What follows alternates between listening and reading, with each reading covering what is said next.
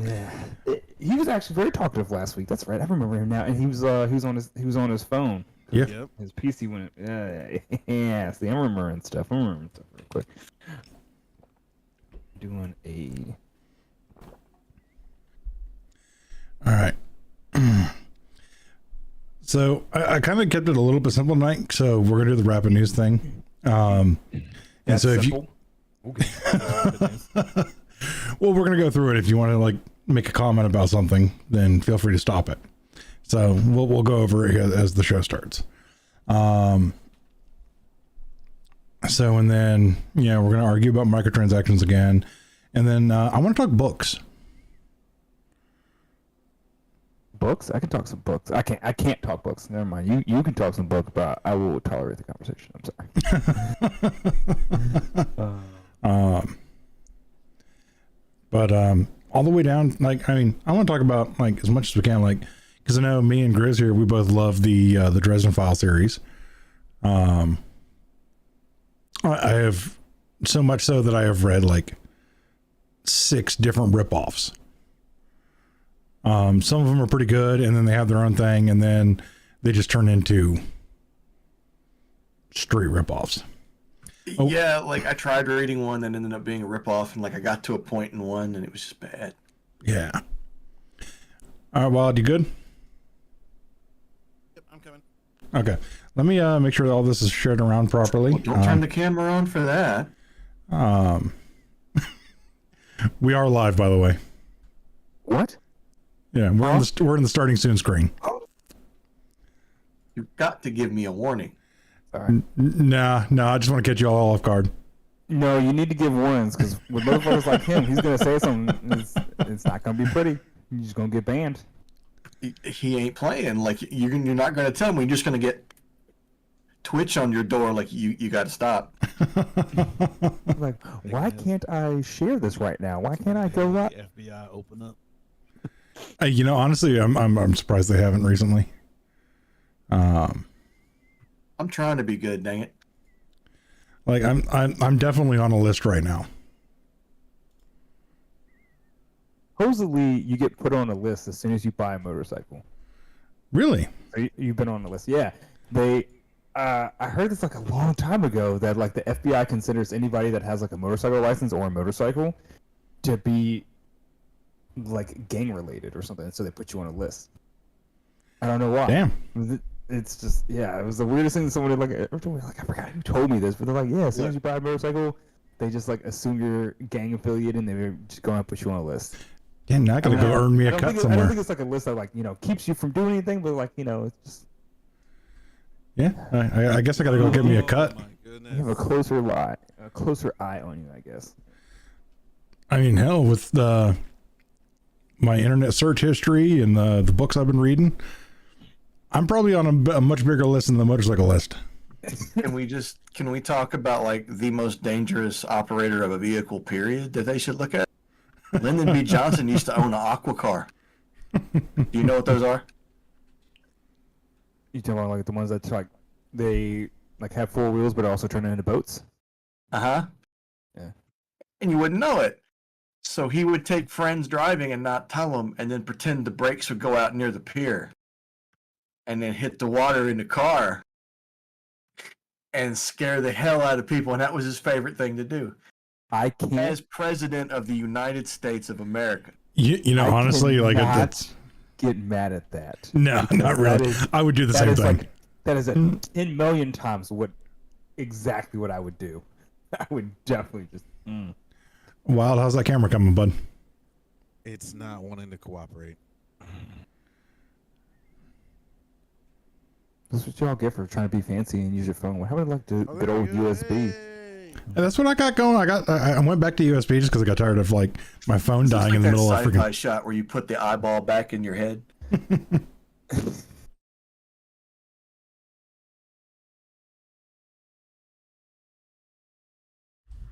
All right, we good? All right, we just saw your front door for some reason. Yeah. All right. Yeah, we're good. All right. And here we go. Hello, everybody. Welcome to Griffcast episode 92, the Mature Nerdy Podcast for Immature People. The show where we talk about any and all things nerds, from video games, comic books, movies, computer technology, and or science. Welcome to the show. I am your host and King Neckbeard Griffmore, and we are missing Phillips tonight. Wish him well. He's got family crap going on, so we'll let him deal with that. In the meantime, though, you got the rest of us heathens out here, so let's jump into it. The rest of us degenerates. They're degenerates. Go ahead. Can I start off by saying that I love playing on PC now? I mean, I've been on PC for like a really long time, but something just made me like really appreciate it recently. Yeah, what's that? I know a lot of controversy with them right now with the, I don't know, a lot of people bought it. It doesn't matter. Red Dead 2, been playing a lot of Red Dead 2. And, you know, I'm sitting there and like, I'm going through this playthrough and I'm sitting there thinking, I'm like, God damn, I wish I could like transfer my PS4 save over to PC, which you can, by the way. It's actually a lot of work though, so I didn't do that. But like, I made a save on PS4 where I did fucking everything before I started like any of the main missions, or like I had to do like a few main missions like to get the ball rolling. But like once I like reached a good stopping point, I went and did fucking everything. I'm talking about like, you know, like went and like found like all the like the rock paintings you could find, or like the rocks you can find. I have no idea. Bones. Oh, there's so much stuff you could do to like, you know, get like these good talismans and like good perks and stuff. You know, I went and like hunted all the animals I could find to get like to craft the master satchel, so you can hold like tons of stuff. Did you find a way to import a save file? Yes. Oh, PC is so lovely. Yeah, so like there's so much stuff you could do, like, you know, unlocking like, you know, certain challenges so you can get like, you know, the prime belts and stuff. I'm like, I really don't want to do this again. I don't want to do all this stuff again. I want to play the story, but like I don't want to be limited either. Lo and behold, PC comes to save the day again. There's modders out there. You know, not only do they have like a save editor, but you know, some dude like went into the time. He's just like, I just made a master save, so everything's unlocked for you. Everything's good, and just Nice. I was just like, thank you. And it was just quick download. I went through and just customized it the way I wanted. I got rid of a lot of shit too because I didn't want to be super powerful. So I got rid of a few things so I could like re-earn them or like recollect, you know, build up like food and stuff. Yeah. You know, I was like, made my own master save. I'm just like, and then kept it moving. I was like, this is so nice. I can just, you know, focus on the game and not the. Also get mods too, because like I found myself like when I was playing, like I kept like, you know, holstering and, you know, unholstering my weapon because like he does like the little gun tricks and stuff. And I was like, that's super cool. You know, there's a mod out there where you can bring, you know, gun tricks into the campaign mode, and he's just sitting there just trolling the pistols the whole time. I'm just like, this is awesome. He does little tricks, he like tosses it over his shoulder and shit. I'm just like, PC. Oh God. Coming to save the day. I forgot to put that on my hotbar. Sorry, I just wanted to open up saying that. Oh yeah. Did you ever mess around with like Cheat Engine back in the day and like install trainers and stuff? Cheat engines for like what? What Everything. Are you talking about? Everything. No, I remember like I got so a cheat engine on my computer showing- now. What are you talking about? showing my age. What was it, Game Shark? Oh, dude, Game Shark. Okay, so Cheat Engine is kind of like the same thing. Is people write a string of code and you can import it into your game, and you can click on each one of the little things that you want. There's a newer company out there now that not sponsored, but I'm going to talk about them anyway, that I absolutely love. For it's single player games, they don't allow their stuff to go into multiplayer games or competitive games. But it's as it should be. Yeah, so it's respectable. And it's called WeMod, WEMOD. And it's just a program you can download, and it will read all the games on your computer, and it'll be like, hey, we got a cheat list for this game, we got a cheat list for this game, we got a cheat list for this game. And it'll be like, when you boot up the game, you can actually boot the game up from their program. And so like, say for like Red Dead, you can be like infinite ammo, max life, you know, things like that. You just blew this man's mind. You did, man, because I'm looking it up right now. I'm looking at it too. It looks like it's free to download. It is free to download, free to use. Yes, sir. I use it so much that I'm actually paying like the $2 a month subscription fee. TCP catching up in real time. She's just like, This man just discovered mods. You just showed him a cheat engine. His brain's gonna explode. see the atomic bomb just go off in his head. Oh man. Oh, that's awesome.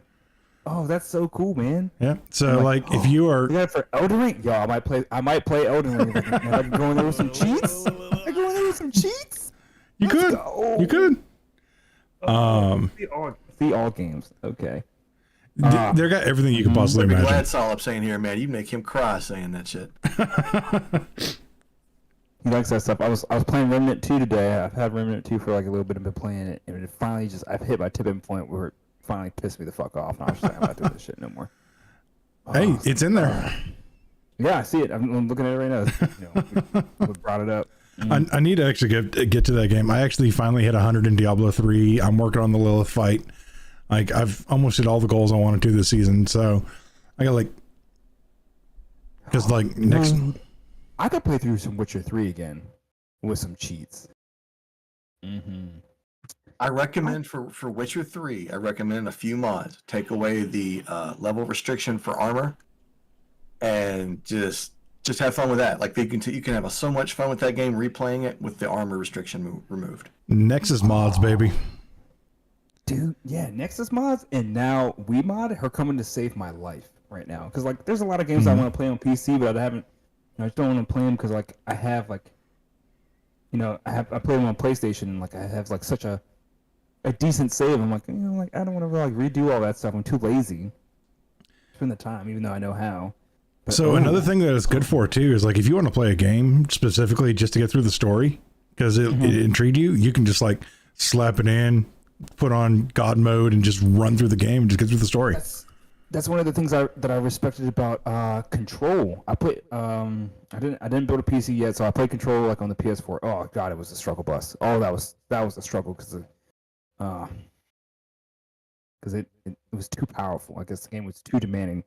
So especially at launch. Oh, that was a struggle bus.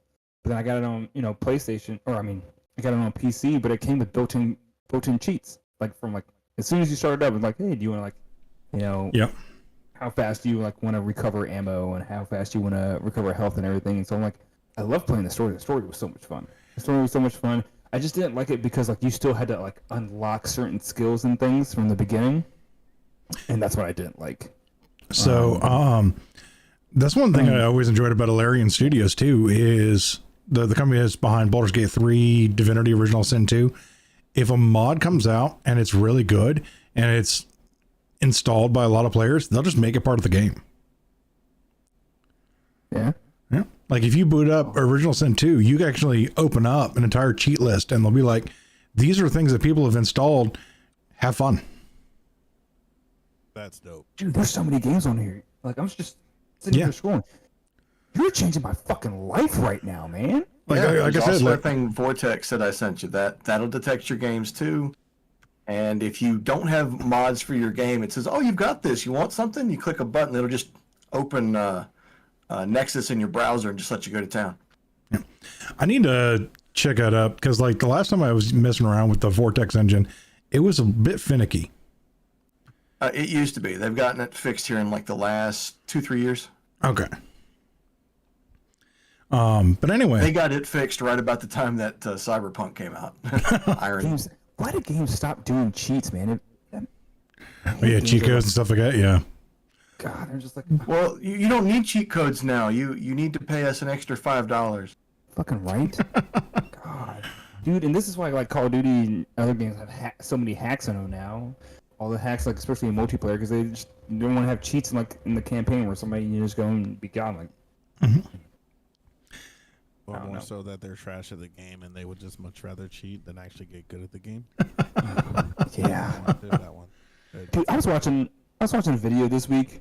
There's a guy he was playing or whatever, and he came across a cheater and like, I forgot like, I think they had community like what is it, proximity chat, and so he could tell the dude was cheating, and he's like, hey, you're fucking cheating. And the cheater said that the cheater didn't kill him. He just started talking and bullshitting with him. He's like, oh yeah, I can see how many people are in this match right now cheating. There's like 40 of us. Oh damn. I was like, what, are you fucking joking right now? He's like, yeah. Yeah, there's a shit Cheaters ton of us in know here. who's cheating. The guy's like he's playing, like the legit player. He's playing like he's got the shield up, like he's like like backed up against the wall and everything. Like he's like, hey everyone, like this dude, the cheater's like, hey everyone, like come over here, and like all these dudes like just start swarming in, like and they're like, oh yeah, we're all cheating. And he's like, he started talking shit to him. He's just like, man, see, you can't even win the game, right? You have to cheat and shit. And the dude's just like, no. Like when I had a ridiculous KD, I had a ridiculous win ratio. I was like 3-0 in my KD. I just started cheating just because the game got boring. I'm just like, I mean, there are people like it. Like, I mean, honestly though, like that's another problem with cheating in games stuff like that, is if it takes away the challenge, it gets boring. So like if you overly cheat in a game, it's gonna stop being fun real fucking quick. Yeah, so the dude was just like, I just started making a shit ton of spoof accounts, or burner accounts. I would argue that Bethesda games are the inverse. You have to cheat so much before the game gets good, and then you have to lay off the gas pedal a little bit. Yeah, I mean there's a little bit of that sometimes. All right, so we're gonna jump into this. So we actually have a pretty expansive rapid news section here. So how this works, our rapid news section is I have an entire list of topics, and they're basically all headlines. And if anybody wants to stop and talk about any of them, they just say stop, let's talk about it, and then after we have a brief conversation, we'll continue down the list. All right, let's see here. All right, you guys ready? As I'll ever be. All right, so I try to keep some of them, a lot of them close together when they're on a similar subject model. So we got Zachary Levi, not a fan of Hollywood garbage. So, which is hilarious. So Zachary Levi is, he's currently the guy who's playing Shazam. You can't say currently. Currently has an asterisk next to it. I'm sorry, but anything that James Gunn has a sign off on, you have to say currently until somebody else has a finished project. I mean, we're gonna cancel all of the DC. Well, some of the DC. Well, just these two of the DC. But maybe we'll bring these back. Or no, we're not going to do this one. I think we hit the button to say stop and talk about this topic. I think so too. I just thought it was hilarious. Like his last movie flopped, and he's like, you know what? Hollywood's full of fucking garbage right now. The last movie wasn't bad though. I like Zachary Levi. He's done some good work. He's done and he's pretty funny. Like he's had some good roles here and there and done some good work. But yeah, man, the last Shazam 2. Are you talking about the last Shazam 2 was good? That movie was straight trash. So bad. I felt bad for everybody. Let's set the expectations correctly. That movie was not great, but it was not bad. That should have been a direct streaming release. It was close to not being bad. It was like on the line. And we both agree that what made it bad was not Zachary Levi. I actually think he did make it bad. The way he played his character, and then the way that the teenager version of him, the way that he played it, they were two different people. They were two completely different people. Okay, yeah, that's a direction problem. I will admit to that one. Yeah, they're two completely different people. Yeah, Zachary Levi was the least mature of the two. I'm like, yes. Did you not tell the director what was going on? So, I mean, it's just the way they went with it. It doesn't. Anyway, but yeah, he started, trashing other people about how bad the movie did, like afterwards, and James Gunn taking over, and he was also mad at the Rock for not wanting to be in it too. And I was just like, you can't blame everybody, man. I mean, sometimes you just. I mean, honestly though, like Black Adam is the Shazam villain, so. Yes, I mean they never should have made. If you get slapped around by three guys, you should call all three guys out for it. You shouldn't be like, well, you can only yell at one of them. All right. All right, so go ahead. Can't get mad at Hollywood for making garbage when you're. We can. We can. You're there making garbage too, though. So. So we now have a huge list of stars are being blacklisted for supporting a conservative movie. All right, I'm gonna go ahead and say it. Huh? Yeah. As I say, it's like, I'm gonna go ahead and say it. The Sound of Freedom was tearing up the fucking box office. Like, it blew out both Mission Impossible and Indiana Jones collectively. I don't know if it was doing that. It was. It was. It might have. It might have beat Indiana Jones singly. I don't think it beat Dead Reckoning. Dead Reckoning had a strong 2 weeks, and then Barbie and Oppenheimer came out, and it kind of fell off. It grossed. You could put the first Indiana Jones in like any old drive-in in America, and it might outgross the new Indiana Jones movie. I'm just saying. Yeah. That's not a bold statement to say. I mean, you're not wrong there, Ella Meltdown. But yeah, so like a huge list of stars came out and they're like, stop boycotting this movie. This movie needs to be out there. This movie needs to do its thing. Hollywood can't control everything. And yeah, so a lot of stars are starting to get blacklisted. Almost Keanu Reeves. Really? Good luck. That's bold. Someone's gonna try to go after Keanu Reeves. Yeah. They made him take down. The Keanu entire Reeves came world out and said that The Sound of Freedom is a very important cultural movie, and they made him take his tweet down. Wait. They made him take his tweet down. So are you trying to like Twitter? Okay, like so Elon Musk probably would have supported that shit. He did. Who is we? So his publicity officers or whatever. So somebody, all right, here's where the freaking rabbit hole is. Somebody went on, pulled his tweet, one of his, public, or whatever you want to call them. Public relations. There you go. One of his public relations people actually went and pulled the tweet and then tweeted an apology. And he came out later and said, I didn't fucking write that. This is news to me. One, Keanu Reeves is a saint.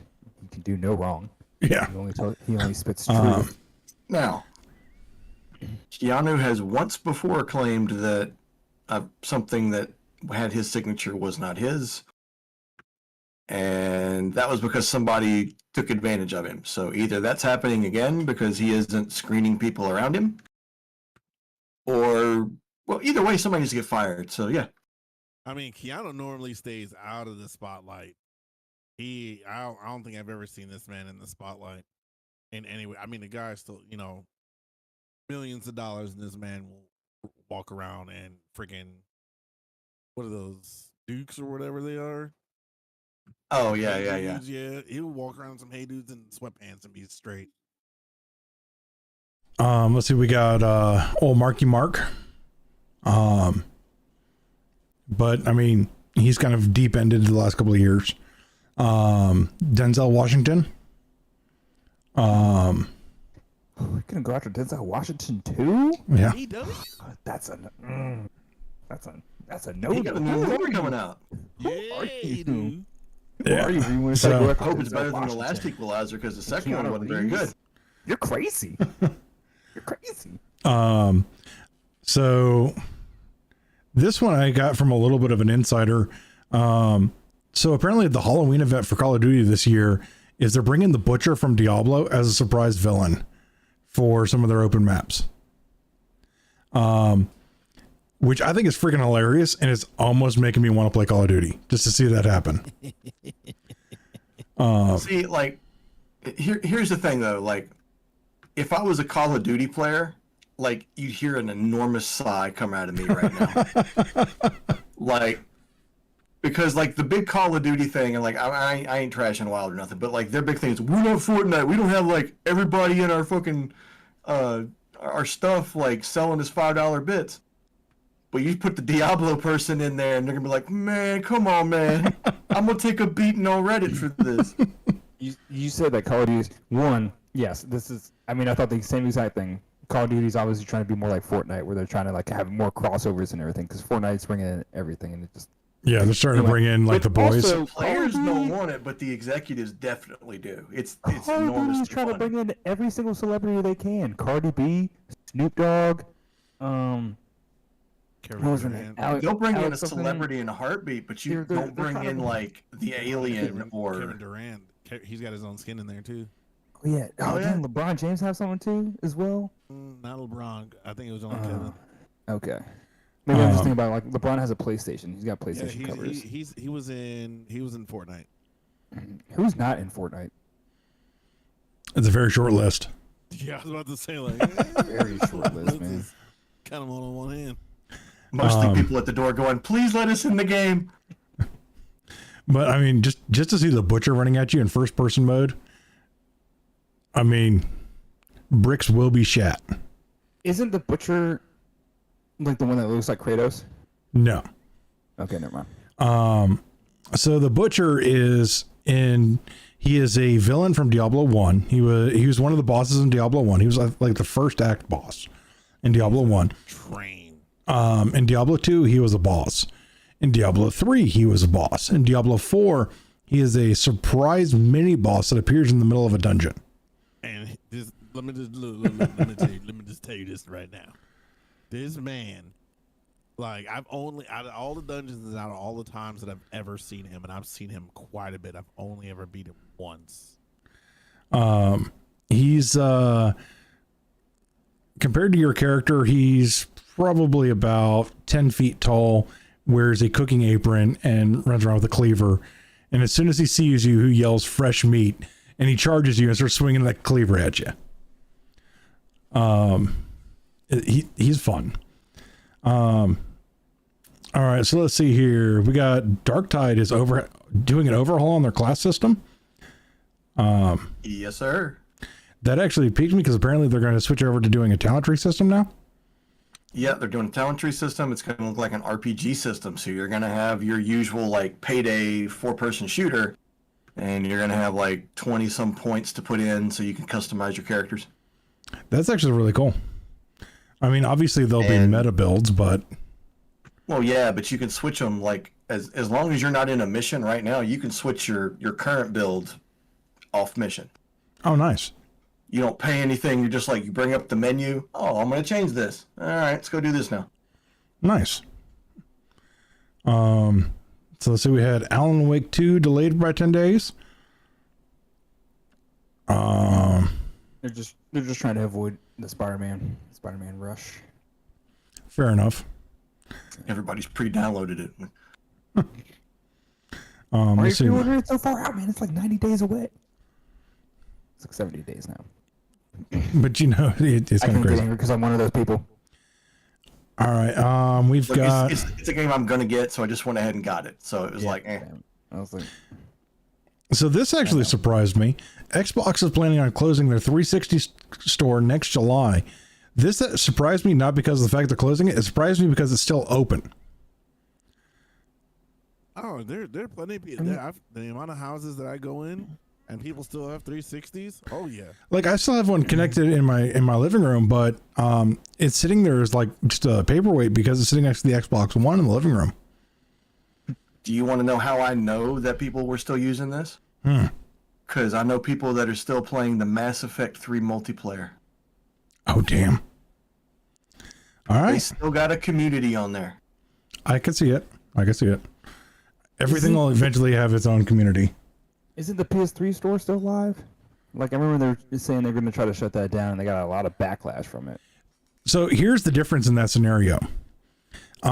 Yes, it's still active, but they were getting ready to shut it down. Like you said, they're getting ready to shut it down. They got backlash. So they're like, all right, we'll keep it open for like another year. Here's the difference though.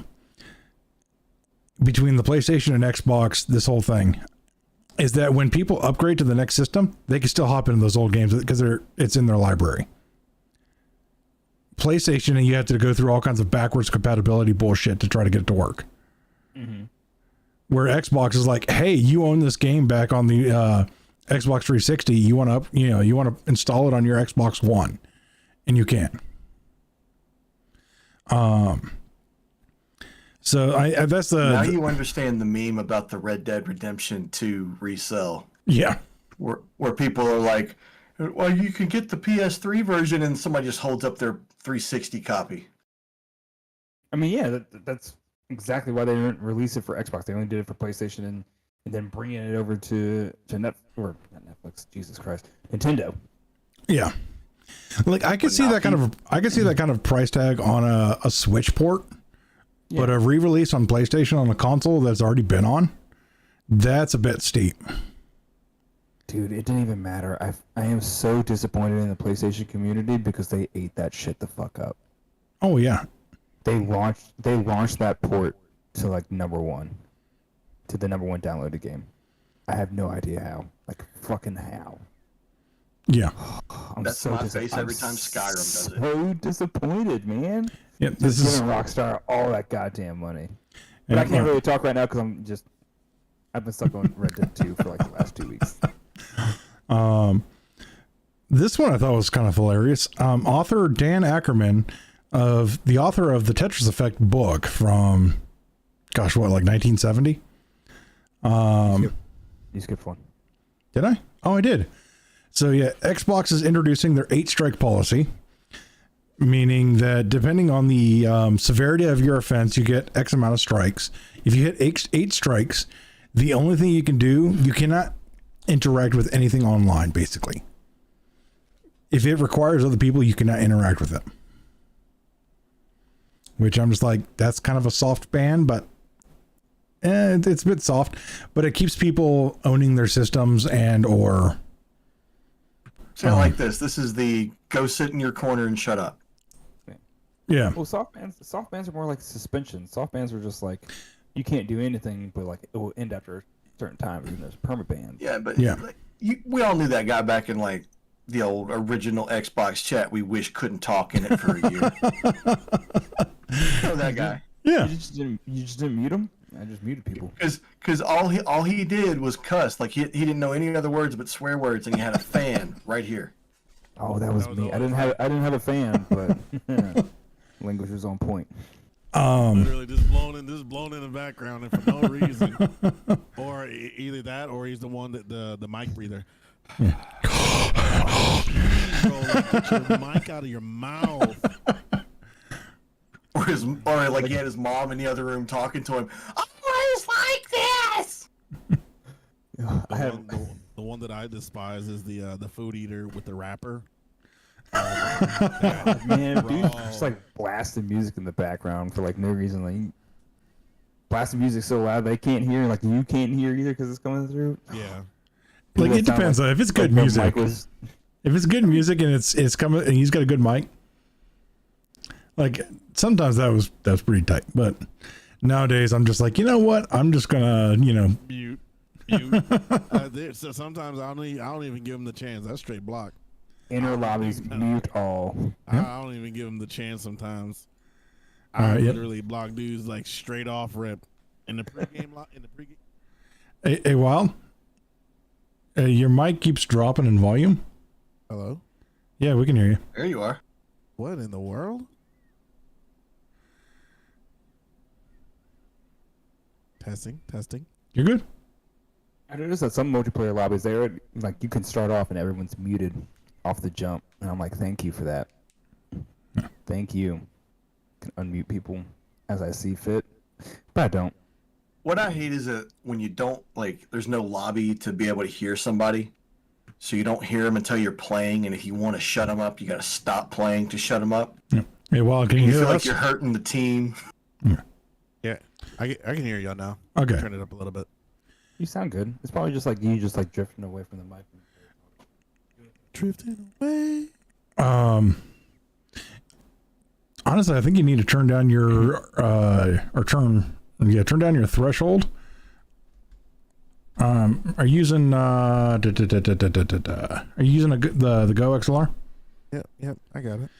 All right, yeah, turn down your threshold a little bit because it's not registering when you start talking until you're like 2 words in.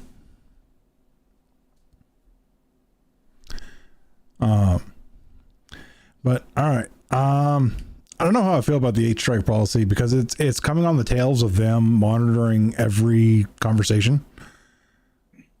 So, Well, that's There's a enough lot, strikes. so- I feel like they'd catch all the crap, right? well, and it's a pretty lenient system too. It's like at 2 strikes, it's a week soft ban. At 4 strikes, it's like a month soft ban, and then if you get all 8, it's a year. A year. Jeez. But I mean, you can still get on and play all your games. You just can't use voice chat. You can't send messages, nothing like that. I mean, honestly, though, I mean, there'll be sometimes I'll be like, hey, what can I say to get me 8 strikes so I ain't got to deal with you people? At that point in time, you just turn off communication altogether. Yeah, man, just mute. Yeah. Like PlayStation's, they have the mic button right on. I wonder there. why people don't do that most of the time now. Anyway, you just turn it off. Right there, man. It's just got the button like right on there. You just go ahead and just press it and just mute. I mute you, not them. Well, like also because like with PlayStation, like when you enter like matches like that, it has a slider scale. It has a slider scale like you can I know what you hear. especially when you're in party chat. Especially when you're in party chat. I don't know about like game chats. Like in party chat, you can have the slider like more towards game or more towards the chat. I will say this though, on the PlayStation side on that, it's pretty. It looks intuitive, but once you get into it, it's a pain in the fucking ass with the PlayStation Party Chat. It really is. When you're trying to jump between them, it becomes a pain in the ass. Well, we don't talk about like game chat, but like let's be honest, like some of the most fun games do like actively discourage game chat. But then again, there's also games that are better using the PlayStation chat over the in-game chat. Because most games do not have most games do not have a viable in-game chat. They try, but it doesn't quite work. All right, so Well, could you imagine how bad something like Hearthstone would be if they had a voice chat? I mean, seriously. oh god. Yeah. I can. I mean, I could easily get 8 strikes out of somebody real freaking quick. That's just a simple little card game. So like, sometimes it's just not a great thing. Like, no, we need to turn that off and never turn it on again. Do not put it in the game. Did Ted build the code? Go shoot Ted. Yeah. That's why they have like an all positive emote wheel. It's all like, hello, good play, thank you. Oops. And the community decides like which one is the least positive, and that's the insulting one. But all right, so Dan Ackerman wrote a book called The Tetris Effect. I forgot what year it was, but Apple TV did a movie called Tetris. And apparently it is a straight up rip off of his book. So he is straight up suing them. And it looks like he's got a very solid case. I saw the trailer for it, the Tetris movie. I thought it looked really good. I just haven't seen it. But. Yeah, Men it does- PMS too, so the strikes will depend upon mood. Oh yeah. Yeah, I'll tell you when my PMS kicks in is when I've had a highly stressful day at work and I come home to hop online and get my stress out that way, and then it's just not going well. Yeah, that's when you can pull my tampon string like a Beyblade. But anywho, all right, so this one has been really grinding my gears. I keep seeing all these articles calling Baldur's Gate 3 a PS exclusive. It's not. Stop calling it that. For the love of fucking God, stop calling Baldur's Gate 3 a PlayStation exclusive. It's been on PC for 3 fucking years. It is not a PlayStation exclusive. Baldur's Gate 3? Yeah, the one that just got their full release like a month ago, they're calling it a PlayStation exclusive. Was it in early access on Steam or something? Yeah, it's been on early access for 3 years on Steam. Oh, I didn't know that. Yeah. I thought it was because people I don't know, other games have done it, like, I guess Stray and Tokyo Ghoul. It's not even out on PlayStation yet. It is 3? Yeah. It's available for pre-order. It's available for pre-order, and it's one of the highest pre-order. Yeah, it is the highest pre-ordered game in PlayStation history. September 8th, am I remembering correctly? Yeah, it is outsold it has more pre-orders than God of War and Spider-Man. About Baldur's Gate 3. Yes. And it hasn't released on PlayStation yet? No. Correct. I thought Baldur's Gate 3 was, a game that was developed for the PS5 and then ported over to PC. Many games have done that, and and they keep calling it exclusive. People are just dumb. Yeah, no, I wouldn't have called it got exclusive ported anyway to because I PS5. know it's on PC. I know it's on PC, but like it's not even out yet no. on PS5. That's And all these companies and all these journalist companies keep calling it a PlayStation exclusive. It is not. Larian builds their games PC first. Yes. It gets ported to console every single time. I'm close to buying Baldur's Gate 3 too. It's I would never play it. I'll never play it. I'm gonna buy it just to support them because they are doing some good things. Yeah, they are. I hear fantastic things about that game and how they support their community and what they did for the game. My I'm glad question just is, to why have wouldn't it. you play it? Like, is it not your thing, or? No, I hate turn-based games so much. God, I hate turn-based games. That is fair. See, I think that's one of the things that a lot of people really enjoy about it is it takes you back to good old style turn-based combat. And also because I also see it as like Diablo, Diablo like the top-down, RPG. It's not really my thing either. I might be able to do it, but like when I think of Baldur's Gate 3, it's like Here's the one thing that I style, but also turn-based. Here's the one thing I enjoy about Baldur's Gate 3. Not only is it a turn-based, classical style turn-based RPG, you can play the entire thing with just your mouse. Like you can just lean back and just be like, just your mouse. Yeah, I know. I saw what it looked like there. Yeah, you did. That in the background. Bathroom! Bathroom!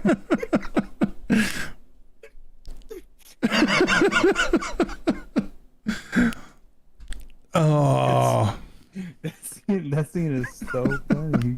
You just spray. Who's a healthy boy? all right. So we're only halfway through this list, and we've been going for 45 minutes. Well, the first 10 minutes of that was Wild trying to get his camera to work. So, I mean, I think we weren't even live at that point in time. So yeah. Look. All right. You ain't So, got yeah, the anyway. lie, Craig. So, yeah, stop calling Baldur's Gate 3 up. People, if anybody says Baldur's Gate 3 is a PlayStation exclusive, just fucking slap them. they've been doing that Please, for a long please time. film it. Send it to us. I want to watch They do it. that. They do that all the time. I want to do a whole damn show of people just sending us like them slapping people. That'd be great for me. I'll send somebody a prize if it looks like you took their lips off their face for a second. Just boo. Let's get it in slow-mo. All right, so Xbox has got more Discord integration. You can now stream directly into Discord, which is kind of cool for those content creators that actually have an active Discord community. So they can have like private shows with their members and all that. That's kind of cool. Whoa. Well, having a Discord community is increasingly becoming a liability for anybody. So I don't know.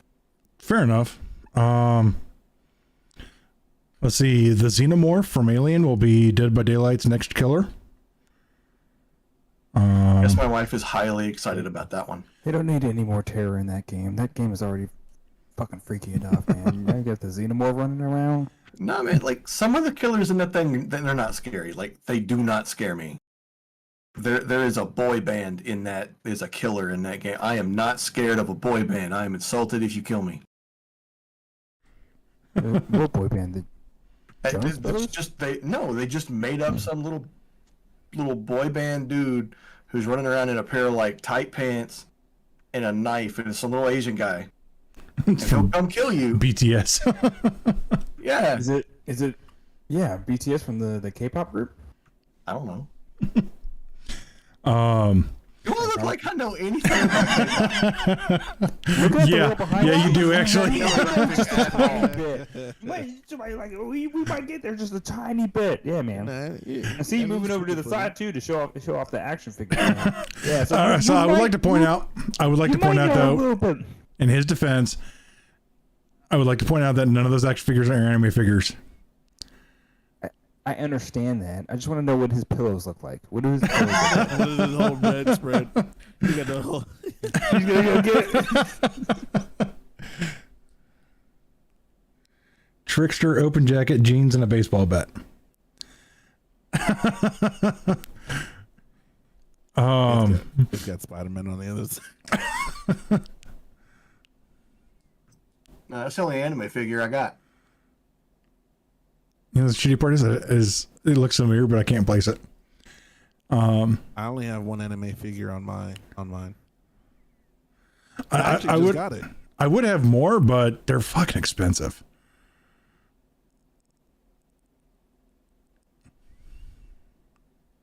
Just got him. Oh, that's tight. Oh, there you Oh, Kakashi. Ooh. With the Chidori? Like the closest thing I got is like right here. I've got a couple of like I got Cloud and I got Sephiroth from Final Fantasy 7. That's the closest thing I got. Oh yeah. Yeah. Anyway, where are we at? All right. So Final Fantasy 14 is coming to Xbox next spring. Honestly, I'm surprised it wasn't there already. This one I thought was kind of interesting. So apparently somebody got pissed off at Rainbow Six Siege and they swatted Ubisoft.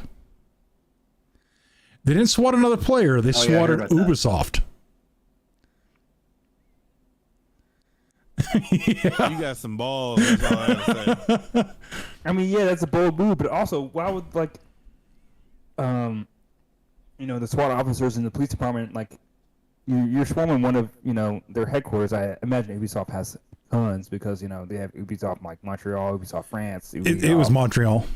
Okay, it was Montreal. So like, you roll up in there, you're just like, this is the Ubisoft headquarters compound. I mean, I imagine it's a compound. I imagine it's a very gigantic facility. No? No, it looks like an apartment building. Like, I'm serious. Like, it's... No wonder the games are trash. Dang, he went there. Nah, I mean, they make some good things here and there. They haven't been the same for a while. Anyway, this is probably why. They probably, they're like, you know what? Most people are working from home now. We don't need the big ass compound. You feel like you're driving onto like a pharmaceutical complex. Gate guards and stuff. And they just okay. So now they're apartment complex. Nice. Oh, okay. Yeah, now I get it. I get it now, Grizz. Thanks. I don't know how I couldn't put that one together. Like, honestly, he looked like the figurine just looked like something from like the old Gundam cartoon. But like, now that I see it, huh? Yeah, you skipped one again. Did I? I'll go back to it. I interrupted. No, I didn't. All the engines and stuff on it. Yeah. Oh, wait a minute. He was from My Hero. Is it? Yeah, My Hero it's Academia? Tenya Ida. Yeah. Tenya Ida. Yep. Dude, some of their superpowers are fucking weird. Like he just has like exhaust pipes like coming from his legs. That's fucking weird. Oh yeah.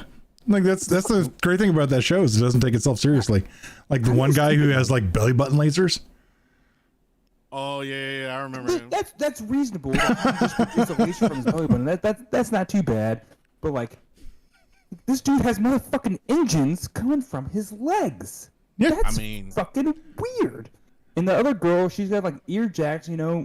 That's kind of a little bit on the weird side too. Other people, they look normal, or even like they kind of like look, not terribly disfigured, but just like in tune with their ability. This motherfucker just has exhaust pipes and turbo engines just coming from his legs. What about the dude that's growing extra arms on him at all times? Like, oh, I'm just gonna grow an eyeball. I'm gonna. That's kind of normal to me. That's kind of like normal. It's fitting for his ability, but like this dude just like that's his power, and that's like how they describe it. Like when like this is his power. It's just called engine.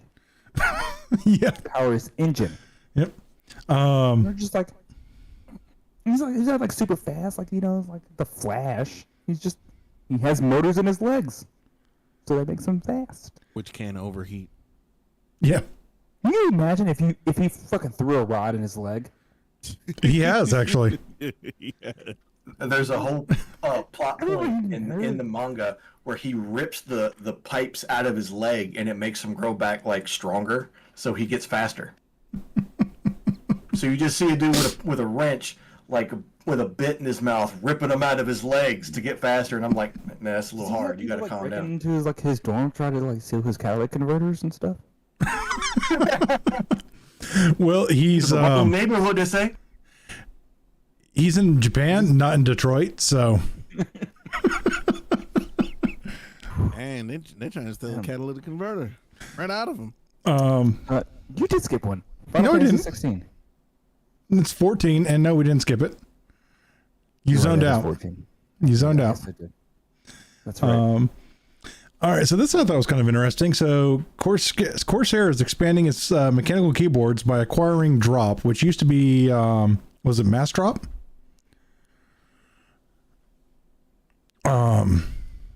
It was a custom keyboard company.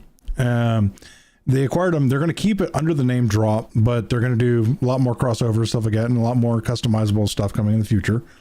I am a big fan of Corsair peripherals. Razer makes a great hardware, but their software is absolute dog shit. Which I'm actually looking for a new mechanical keyboard. Like, I highly suggest Corsair. Me personally, but that's me being very biased because I swore by Razer until I got there. It took me like a year to get all of their damn software off my goddamn computer.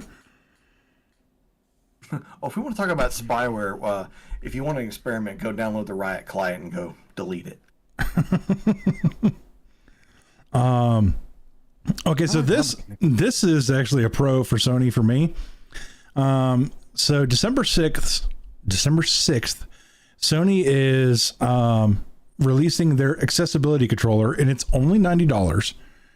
Only? I thought that's a lot. I think they need to drop that just a tiny bit. I mean, for what it is, like, have you seen the thing? That was gonna be my question. What I'm thinking about it, it's the circular one, right? Yeah.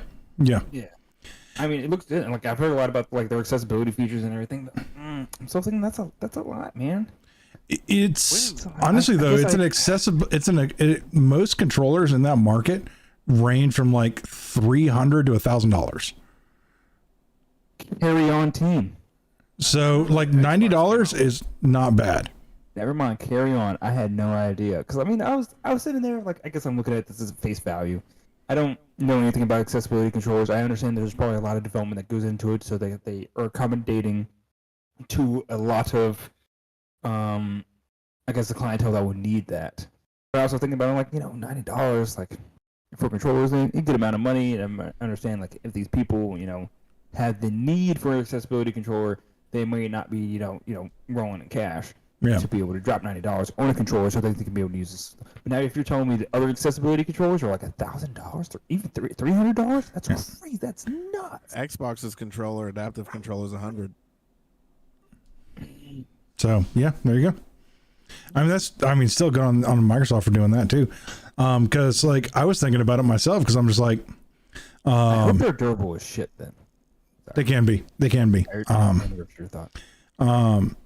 But because like with all the crap I got going on now, I'm like, I'm starting to have trouble holding my controller. It's getting my arm is a lot better right now.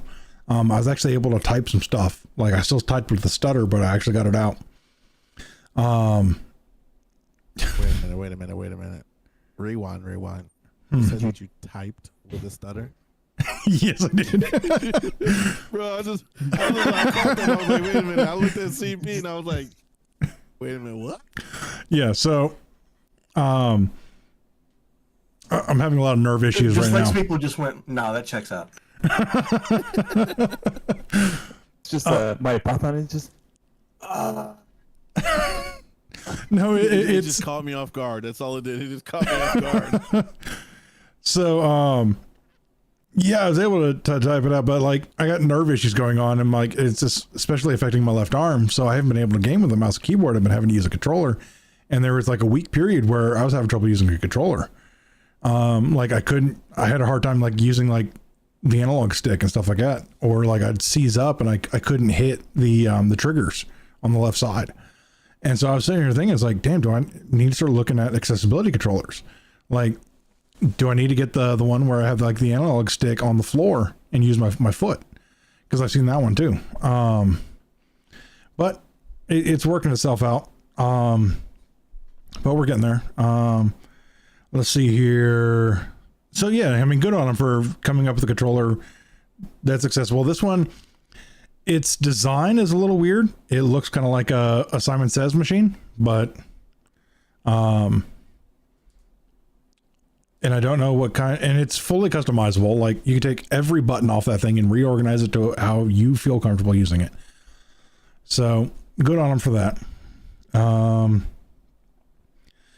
right, this one was kind of interesting here. Staying on Sony. Sony plans to boost R&D spending in gaming and focus that extra money on Fortnite-style live service games and mixed reality. Nikkei have reported, and that's I think it's Japanese gaming journalist. It will invest $2.13 billion for the segment in fiscal 2023. So it's going to spend over $2 billion in R&D for games that focus on live service for the remainder of the year. I mean, I felt like they said this a long time ago that they were trying to invest in live service games. Yeah, I think they said that a while ago. I think they could save a bunch of money just by going on Reddit and hiring a couple like randos from there. They will learn more. Probably. You don't need to spend $2 billion. Yeah. Yeah, no, that one's. It depends on how many games, because I mean, this is the reason I think that Sony threw such a hissy fit about Call of Duty with Microsoft Activision takeover. It's because they're worried that they're going to lose one of the most profitable live service games on their platform. Because for PlayStation, that's like $1 billion a year for them. It's Call of Duty. And then they want to come up with their own Fortnite. And I don't know if anybody else has noticed this. Anytime that somebody tries to clone Fortnite, it always bombs. Every single time. It's Fortnite didn't mean to make Fortnite. Hard facts. When they had a campaign, it was a campaign and everything. Like they ended up just like making a battle royale, and that's what took off. Yeah, I remember. Okay. I remember going through and playing the little campaign thing, and you had to go and build your little area and everything else, and then that was it. Yep. And then also every game that tries to clone Super Smash Brothers. Yeah. Those always bomb. I was about to say, like, there is no game that's like Super Smash Brothers. Like, oh yeah, there's a bunch of games like Super Smash Brawlhalla. Brothers. That one right there was. Brawlhalla's still going strong though. That one's. It is. Brawlhalla's still going strong, but like the Nickelodeon one, that one bombed. The Disney one bombed. Sony had a few too. Yeah. Didn't they have one that actually had like characters from different like eras? Like you had Kirby. I forgot what it was. It wasn't Super Smash. It was Kirby. It was something. It was something like it though. Well, they tried doing one with like All the Stars. Warner properties, and then like they came after Velma for calling the cops. So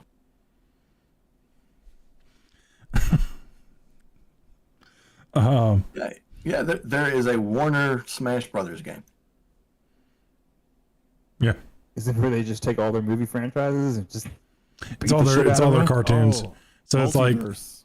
That's what Yeah. it was. Multiverse. yeah, so it's like Scooby-Doo characters and Yeah. Multiverse was huge. Like it had like a really strong opening. I remember for like the first like month that it came out, it was massive, and then it just nosedived straight off a cliff with jets. same Just thing with the one for Sony where they had like the one with Crash Bandicoot and all that. What's that PlayStation All Stars? I don't remember the name of it. I want to say it's called All Stars. Well, I want to ask you a question. I can tell you why this one crashed. You could have a game where you play as Tom and Jerry and Superman versus Taz and Steven Universe. Who's going to take that shit seriously? I would play as Tom and Jerry. Yeah, That'd be dope. that'd be Am I like Tom and Jerry, or am I Tom or Jerry? Oh, you got to be Tom and Jerry. Like, No, they're a combo. Yeah, at that point in Yeah. time, I mean, what about Cat Dog? Oh, That's Nickelodeon. I'm just saying, like Yeah. that'd be pretty dope. Can you imagine like wrapping people up like as cat dog and just like I don't know doing weird stuff? You know, it'd be hilarious. It'd The be monsters too? Were they called the monsters? The monsters? monsters. Real monsters, yeah. Yeah, I hit it. Oh yeah. All real monsters, yeah. Oh yeah. Oh, there was 3 of them, right? I remember the dude like he held his own eyes. And then There's the one- the she was candy like the cane the looking candy joint with the cane. black and white, yeah. Oh, what was the 3rd one? Google's about to blow my fucking mind right now. Well, this is a snapback right here. Sonic the Hedgehog co-creator I think it's Yuji Naka receives. It was the dude who kind of looks like he's like a little tiny gremlin. He's red. Oh, I know what you're talking about, yeah. And they fought like this Joker looking motherfucker. He looked like the Joker. He's huge, got 4 legs. Oh yeah, this is probably back when they used to cross. I don't know. What it was. I'm trying to find a non-offensive word, but I also don't want to say trans. Kind of like a not Mojo Jojo, but him from Powerpuff Girls. Yeah. Because they're obviously not trans, but you know it's close. him was a character. I liked him though. It was fun. All right, so we have Sonic the Hedgehog co-creator Yuji Naka received suspended prison sentence for insider trading. He also faces fines of more than $1.1 million. He will not see a day of prison. Yeah, they completely suspended his prison sentence for the next 5 years. He's not going to see a day in prison, but he's made multiple millions of dollars on insider trading. Does he know Epstein? Sorry. Well, I mean, he's a Japan native, so I don't know, because he was caught insider trading in Japan. So, Wrong island. yeah. But he's facing fines of up to it's more than 1.1. It's like one fine is $1.1 million. Another one is like $14,000. So I'm just like, Martha Stewart calls me up. Nice. I mean, it's like they say, nothing is illegal. It's just how much it costs. Yeah. Because I don't know if you saw that or not, but the guy who was behind the FTS fiasco, he just walked away free. FTS? Or FTX. FTX. So Yep. I don't know. The guy who embezzled like $14 billion through crypto. He just walks scot-free. Because you know why? Because it's not real money. No, because he's put half of that into certain politicians' pockets. Duh. Obviously. So he's going to go right back and do it right again because he It's didn't see not it. an obviously, like, they've released the documents, like, it's out there, you can look at it. He paid X and X and X, and you're like,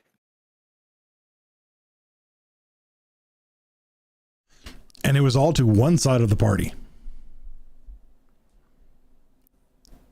So, the one that's currently under fire, but they keep diverting the attention to other things. They're both always under fire. They're both always doing some stupid shit. True. They're both always doing some stupid ass crazy shit. That's why I'm purple. Anyway. All right. So, oh, that political blue ball. all right. So we're gonna skip this next one because we've argued about it multiple times, and we're just gonna jump into literature. No, I wanted to talk about. No, there's a thing going around right now about people bitching about the microtransactions in Diablo, and I wanted to bitch about them bitching about it. I wanted to bitch about the people that bitch about the free games from PlayStation Plus and Epic Games. There's people that bitch about that shit, and I'm just All right, like, I'll tell you what. Sony wants to invest how much into to the investment in live service games? 2B. 2 billion. Yeah. Yeah. All right, here's a free lesson. If you want to make shit we have to buy, that's fine. But if you don't make anything we can earn, we see what you're doing and we get pissed off. Fair enough.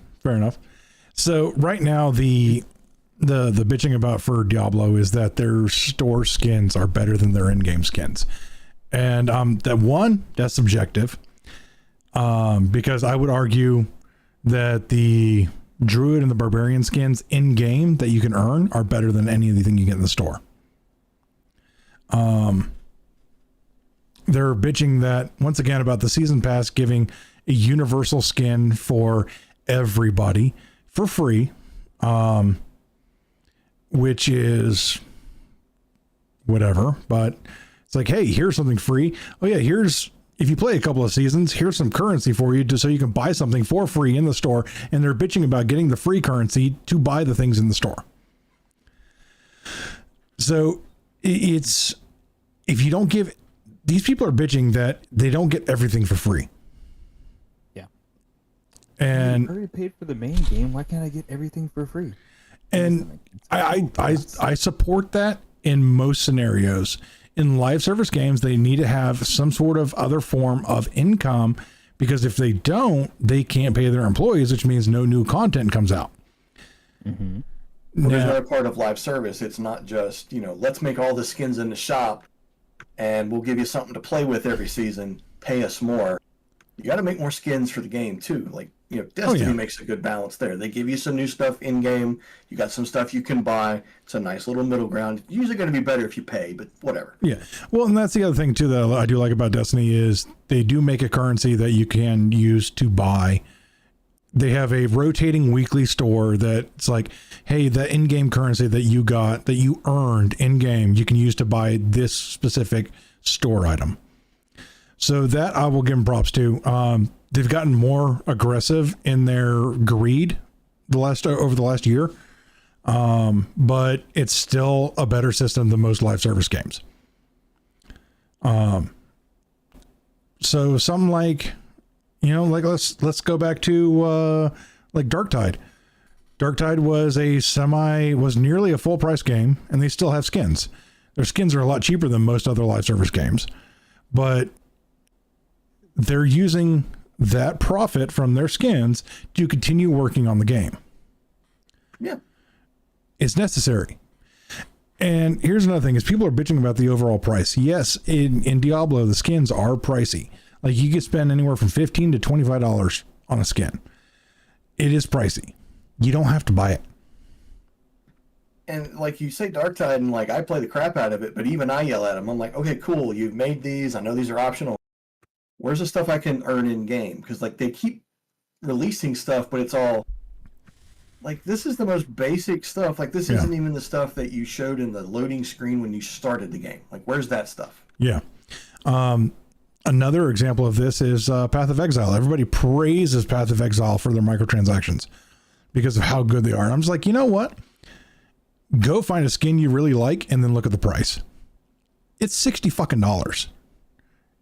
It's the cost of a full price fucking game. Yeah. But I bought one skin because I spent like 500 hours in that game. The game's free. I spent like 500 hours in. I'm like, I got a full game's worth of value out of this. So I will buy one skin.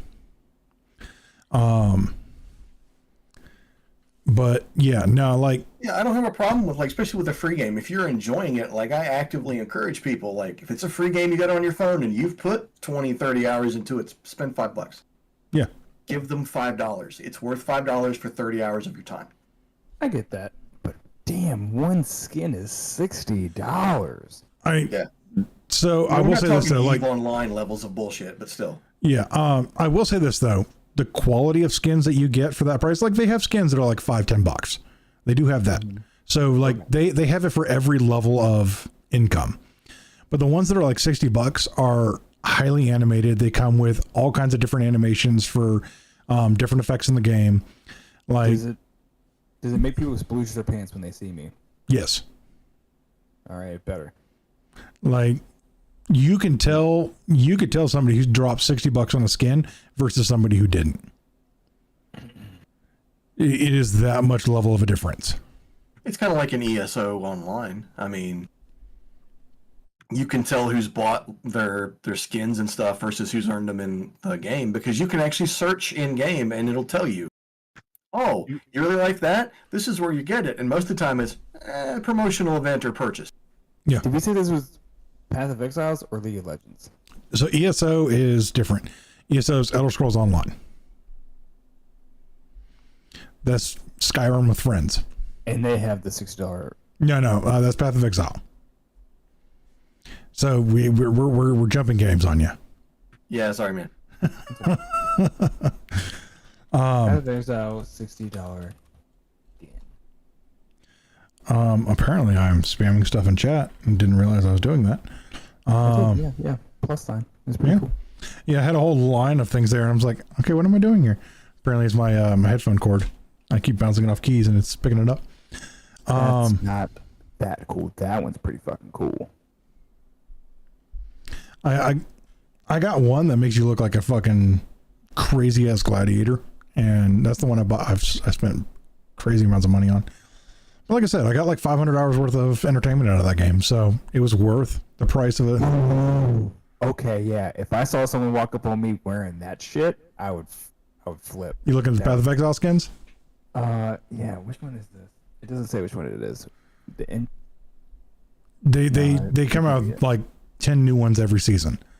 So he's like a purple hood figure, and he's got fucking bright gold wings and swords. I'm like, okay, that's fucking badass. yeah, like they go all out on their skins, and I wouldn't pay $60 for that, but I mean, yeah. I mean, if the game is free, yeah, I don't know. The game's free. Say the game's free and you spent 500 hours on it. I'd be chill dropping $60 Yes. on the game. Yes, I would do that. Yeah, you're right. Like- Yeah, I've been there. I've had games that I got for cheaper, just through loopholes and stuff. So I buy some of their extra content. Yeah, like I am all for supporting the developers. Like those guys have families. Those people, because it's not all just guys. But yeah. I'll be the misogynist this week. But those people, they have families. They get, they still need to get paid. They come to work. That's their career, is to make content for that. And with the public backlash that all of these companies are getting every day, day in, day out, a lot of it well deserved. Like they need to be able to still go home and be comfortable at home. So yeah, like I'll help support on that end. But anyway, let's talk books. So anybody else here a semi-avid reader? I'm an audio listener. Yeah. Most of the books I've listened to, or most of the books I've read in the last couple of years, have been audiobooks, just because of the simplicity behind it. Because like I can be technically reading a book while, doing dishes, going to work, driving between stores. So, I usually do a lot of urban fantasy. Urban fantasy is modern day high fantasy. Prime example of that, as I was talking with Grizz earlier, was Dresden Files. It's about a guy who starts out as a detective in Chicago who is also a wizard. And then Iron Druid Chronicles isn't bad, but then it tries to turn itself into Dresden Files, and it's like, I've already read all this. Another one that was really good, the one that I really like the most that's not Dresden Files, is the Vesic series. It's about a good guy necromancer.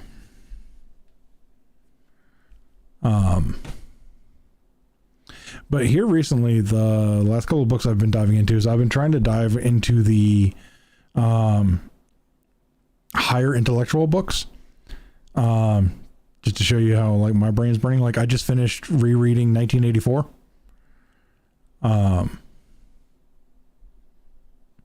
Okay, everybody got real quiet on this one.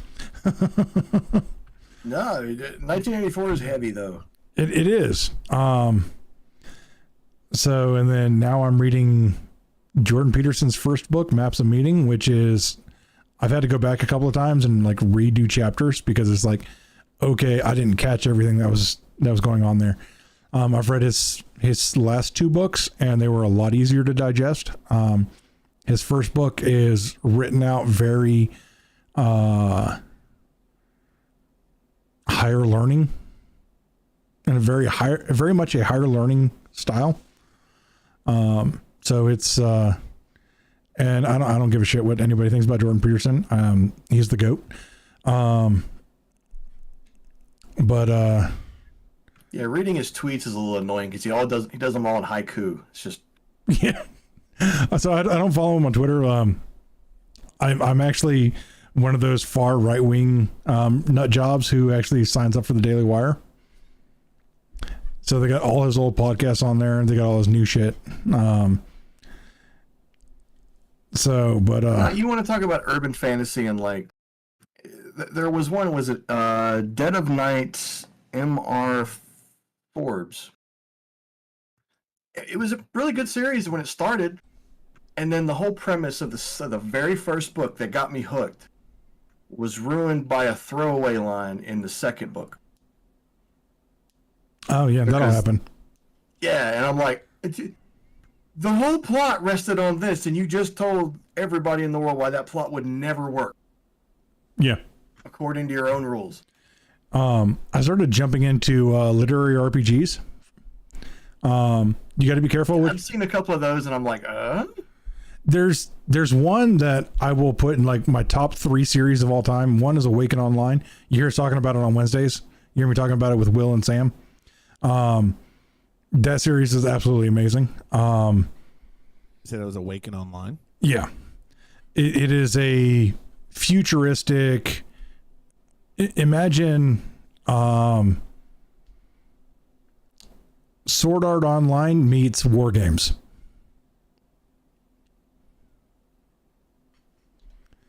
So, seems about fair, yeah. I really enjoy it. I think there's 10 or 11 books in the series right now. There's like 5 in the main storyline, and then there's little side stories with other main characters that all come together in the end. And he does it fantastically. There's like one side book, which I didn't care for. I got bored halfway through it and stopped listening to it. Another one that I was reading recently was He Who Fights with Monsters. So there's this trend going on right now for literary RPGs, which is a little weird, is instead of using a pseudonym or their name as the author, they use their gamer handle. And yeah, it's weird. Like I was reading this one called He Who Fights with Monsters. I got through like the first 5 books, and after a while, it just like by book 5, I'm just like, all right, you've been spouting the same socialist bullshit for 5 fucking books. Can we get over this? Like you contradicted yourself 17 fucking times. Let's get over this. Anyway, you counted. It was rough because like the whole book series was great, but he kept going on this like socialist agenda bullshit. Like he'd have like half a chapter where he'd go on a socialist rant, and I'm just like, okay, skip. Okay, the book's good again. And and we're right back. Yeah. And the premise behind it was really good. Instead of it being about an RPG, what it was is this guy got sucked into another world. He was, fell asleep one night, got sucked into another world, like that's the anime trope. And when he got, what's that? Isekai. Is that the term for it? Yeah, it's called Isekai. Okay. I'll have to remember that. But anyway, he gets sucked into this other world, and the way this world works is if you are what they call an outworlder, when you come in, you get abilities that make it easier for you to interact with the world. And this guy was a gamer, so his entire purview of the world around him had like an overlay, and so he could interact with things via gaming menus. So it kind of had like a HUD and everything else. Yeah. And so he kind of like got built off of that. And like, as he went on, like he's in this high fantasy world and he's doing like party chat, which nobody else has ever heard of in that world. It's interesting. And what is this? Which book is this? This is He Who Fights with Monsters. And it's about the main character is a half Japanese from Australia. Like, and he will go on these random tangents with like Australian slang, and it's freaking hilarious. And I can't tell you how many times like I had to stop and, you know, pause the chapter because I was laughing too hard. And it goes into some deep stuff, which is really cool. But by like book 5, like he ends up going on to this other world, and it just falls flat. And there's like 10 books in the series, but like what I was trying to bring up earlier was it doesn't go by the author's name. He uses his gamer handle as his author name, which is Shirtaloon. And like I looked up a picture of the guy, and he looks like a fedora wearing Reddit user.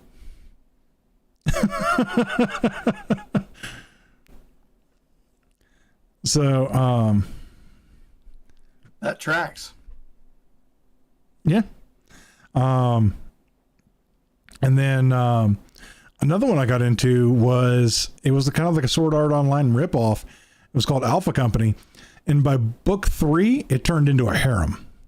And I'm like, it's like, I cannot listen to this in public anymore. So needless to say, that series died real quick. See, I hated that because in college I got into the Anita Blake series. If anybody's ever read that, like, you know, urban horror kind of thing.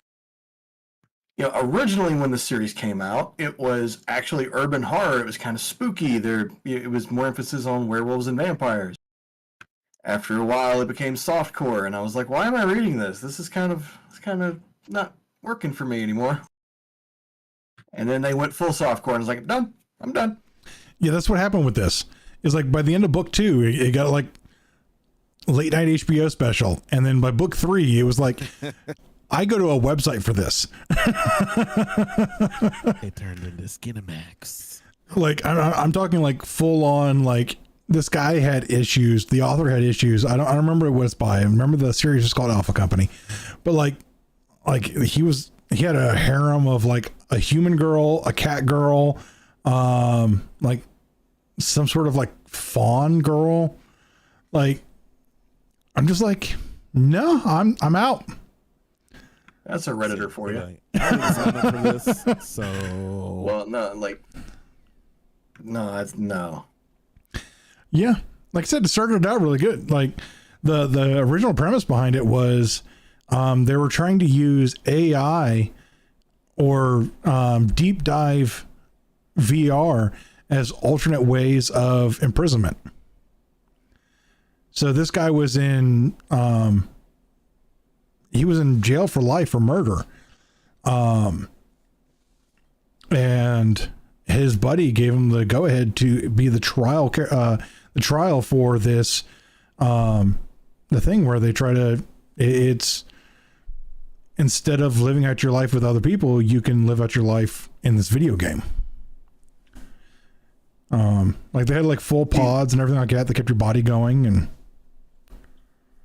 the Anita Blake series started off with the idea that the Supreme Court, like 4 years before or something like that, had said, well, you can't kill vampires and werewolves just for being vampires and werewolves. So it changed the landscape on everything. So like the whole thing was this social thing. It was like, this is really good. By about what 4 or 5, it was all about what she was doing. And I kind of found something afterwards I thought was funny. it was right about that point that she divorced her original husband and then married one of her fans. Ah. So she was much happier. And she was getting And out. I'm like, I'm glad you're happy, but what the fuck? But yeah, so I highly do recommend the Vesic series, though. It's about a good guy necromancer. Like communes with spirits, banishes the undead, that kind of thing. And that series gets weird. Like, not weird in a bad way, weird in a good way. Like, yeah, I don't want to spoil anything just in case you read it, but it also has a high fantasy aspect to it, which is kind of fun. What was that other series I was reading? Nope, that was Dresden Files. It's funny. It's like, I was like, oh yeah, what that happened in that series too. I'm like, nope, that's Dresden Files. But he's still working on book, what, 17 now? Something like that. Yeah. Didn't he burn himself out? I think so, which is why I think he went and did the Codex Alera, which was amazing. Like, the fact that that series is only 4 books long, still to this day disappoints me. Well, I think originally he had said that, like, what he wanted to originally do when he onset was fantasy, and he just wasn't good at it originally, so he came back to it. Yeah. Because in college, he wrote a short story about this detective in Chicago. And his professor's like, this is your character. You're good at this. Do this. And he wrote an entire series based off it and became a successful author with it. And yeah. So like R.A. Salvatore, who got burnt out writing Drizzt, he got burnt out writing Harry Dresden. His last book was massive. It was so massive that his publishers were like, this can't be one book. So book 15 and 16 were supposed to be one book. Jeez. So, you know, kind of like with Lord of the Rings, how the publisher was like, this can't be one book. This needs to be 3 books. And then, what else have I been?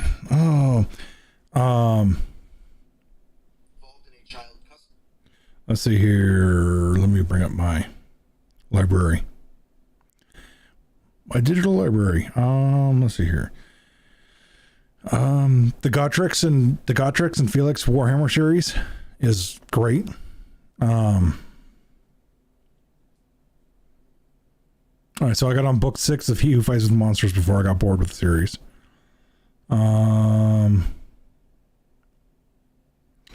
There's a series called, I can't tell what the series is called. But it's by Rhett Bruno and Jamie Castle, and it's a kind of like a high fantasy western, which is kind of cool. Just reread all the Butchers or the Dresden Files recently, so I gotta scroll through all of those. Yeah, William King started the Gotrek and Felix series from Warhammer. Those are hilarious, and Gotrek is a straight up boss. Let's see here. Oh, the Nightside series by Simon R. Green. That one's fantastic. It's about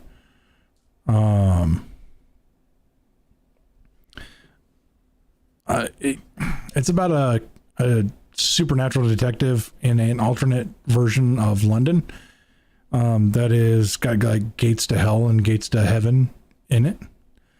So it gets trippy.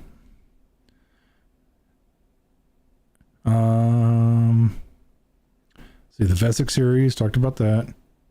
Well, I mean, if you like, high fantasy, David Daglish does a lot of different series that are usually connected to each other. He's got his own universe kind of thing.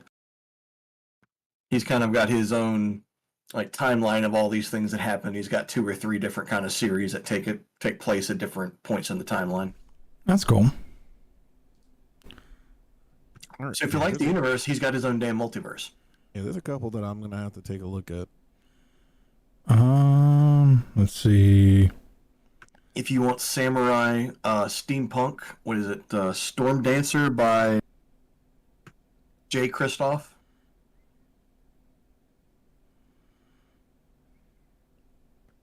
Yeah, that was hard for me to process when I started reading. I'm like, wait, steampunk samurai, what the? I will say that Butcher's attempt at steampunk was hard. Storm Dancer, the Lotus War. That would be it.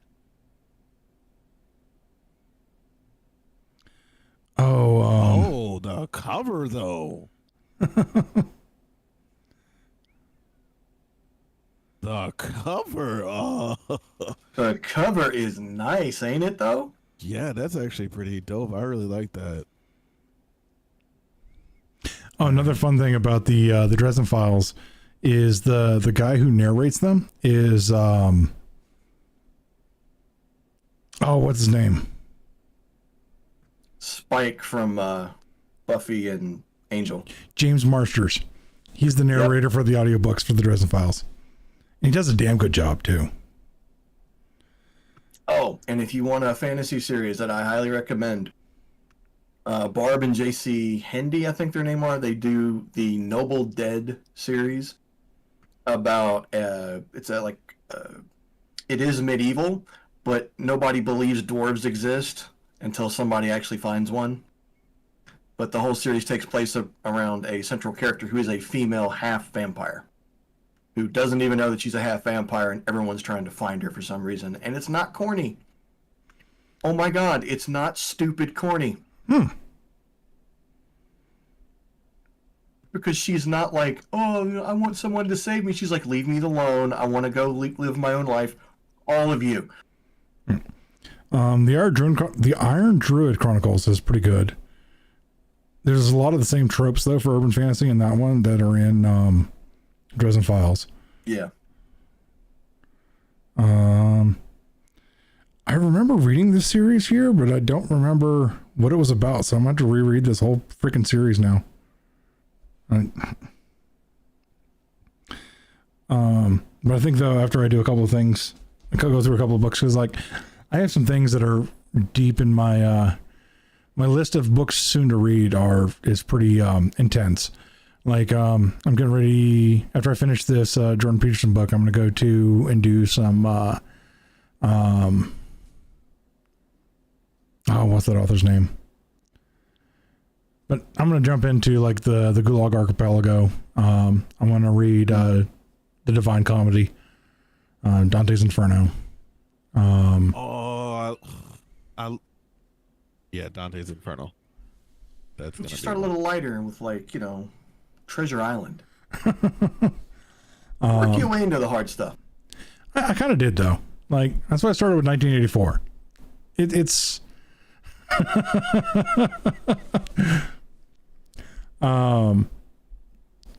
so yeah, funny part about 1984 is it's basically a handbook of everything that's going on right now, and it's scary.